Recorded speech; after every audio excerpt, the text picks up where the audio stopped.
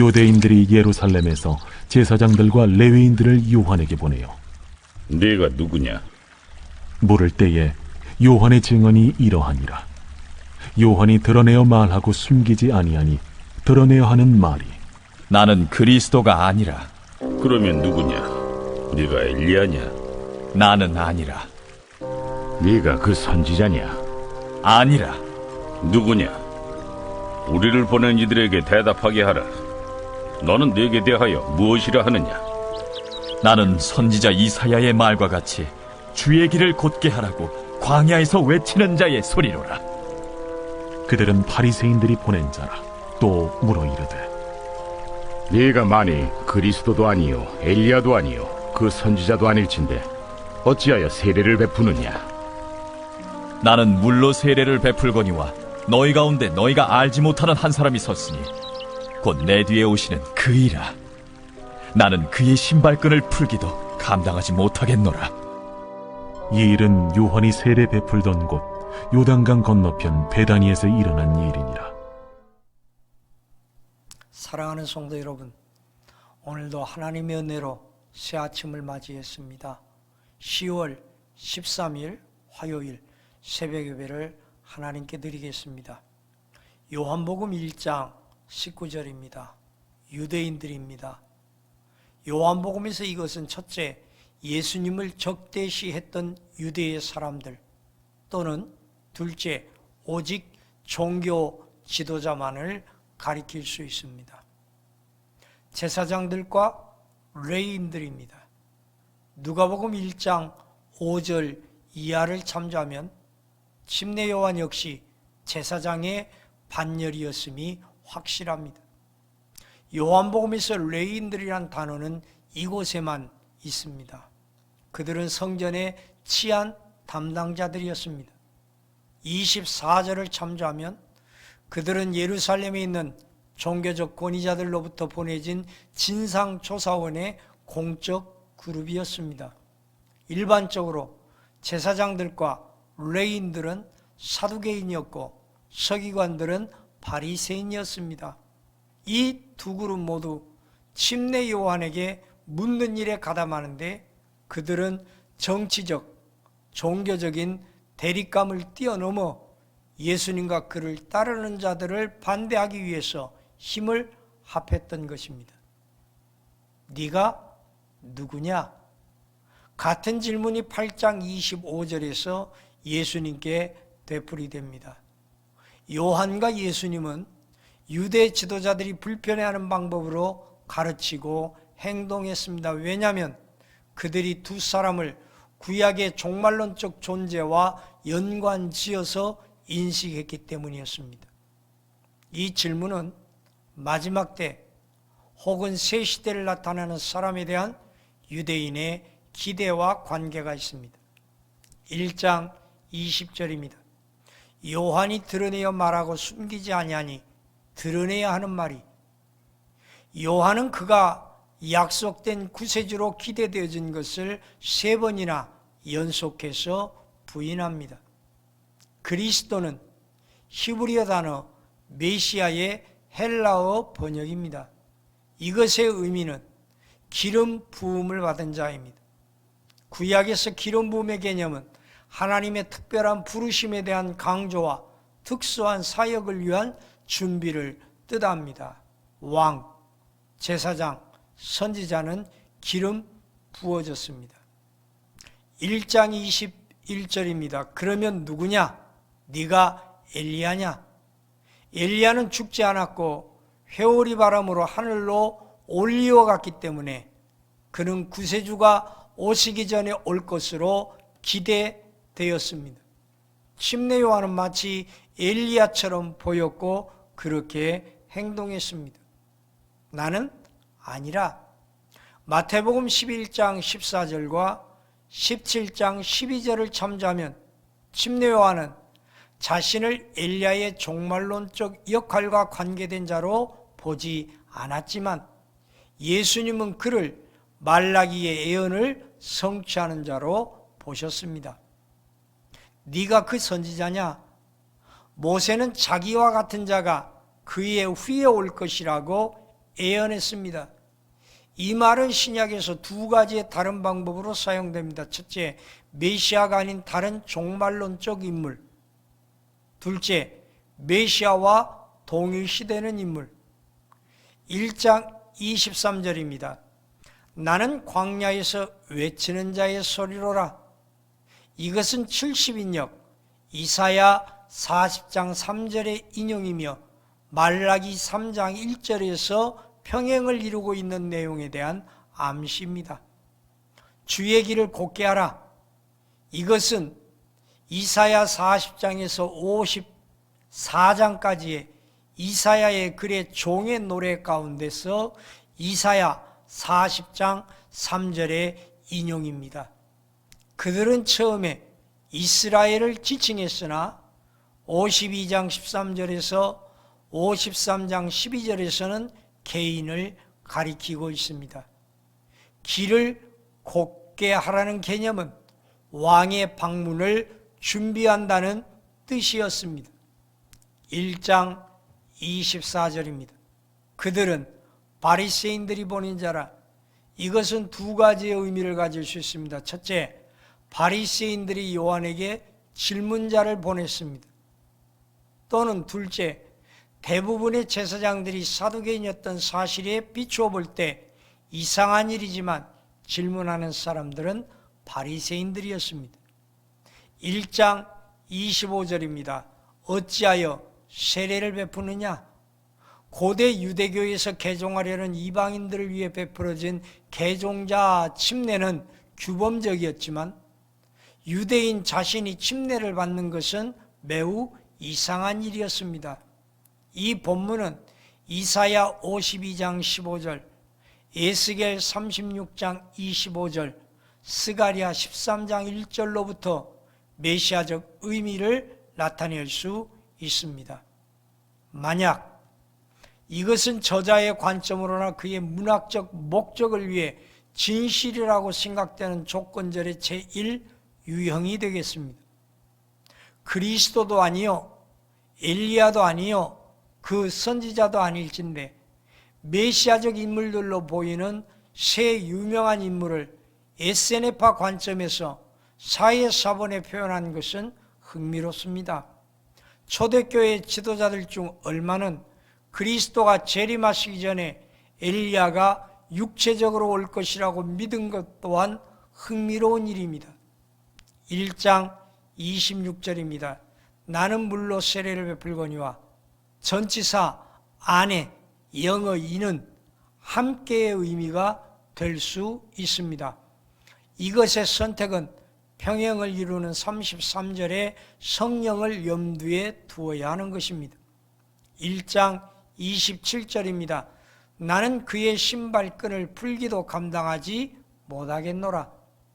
이것은 주인이 집에 들어왔을 때 그의 신발끈을 푸는 종의 임무를 의미합니다. 종이 할 수 있는 가장 천하고 가장 평범한 일로 여겨졌습니다. 1장 28절입니다.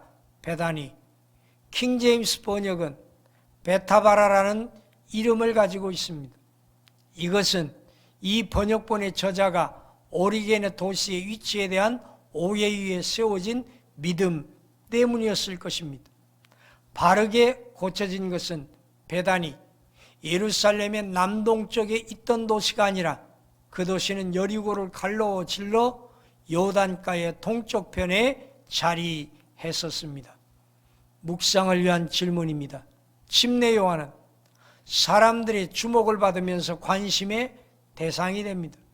그때 요한은 인기에 도취되지 않고 스스로 자신은 메시아가 아니라고 거듭해서 밝히고 있습니다. 여러분은 누구입니까? 하나님께 영광을 돌리는 사람입니까? 아니면 관심과 인기에 몰입하는 사람입니까? 오늘 하루도 하나님의 영광을 위하여 살게 해주시라고 기도합시다.